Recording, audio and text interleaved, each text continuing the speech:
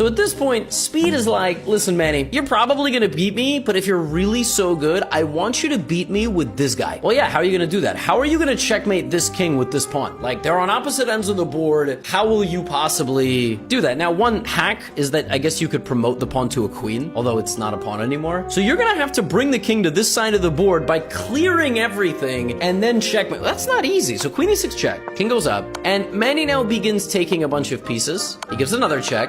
Now he pushes, and I think his logic is let me eliminate the black pieces and then walk the king over to the edge of the board. So he gives a check, and now this is a fork. The rook was blocking the pawn, but now he takes the rook. This is going to make the defensive resistance for black a lot harder, meaning it was always going to be difficult, but remember, we're trying to bring the king over there like we have to. It's like a movie, like a heist, you know? We gotta bring the king over. So he gives a check, and he gives another check, and maybe what I would do here is I would take the pawns away, so make it so that black has no choice but to move only the king, and then what you can do is you can kind of cut up the board and force the king to the edge of the board, and then push the pawn. So Manny goes knight c7, Speed walks, knight b5, Speed walks, now we give a check, and now king c2. So we're close, right? And Speed could have ran that way, and then we would have had to force him out. But this is checkmate. There's a lot of different checkmates, but we have to do it with the pawn. So how are we going to do this? So Manny decides, you know what? I'm going to move my rook over here. Why? So that the rook is never in any danger. Black plays king b3. Now we give a check. Now the king is stuck in the corner. Again, there's like 37 different ways to win here with white. Queen d2, king b3.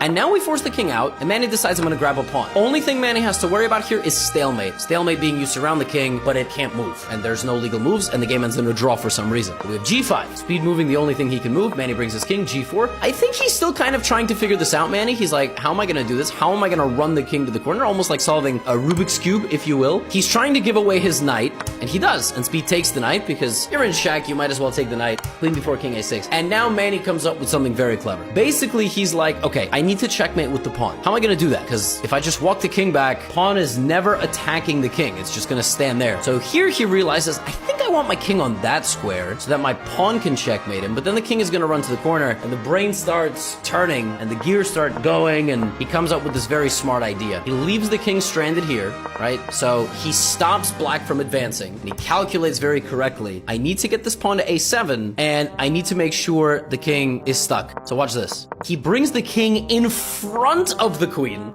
and now he starts pushing the pawn. And he calculates it so that this pawn is going to get there, and the queen will cut off the escape to the corner at the very right moment. So king here, a5, king b8, a6, king a8. Now he gives this check, or he could have given it on d5, and he checkmates Speed with the pawn that Speed told him to checkmate with. That's pretty clever.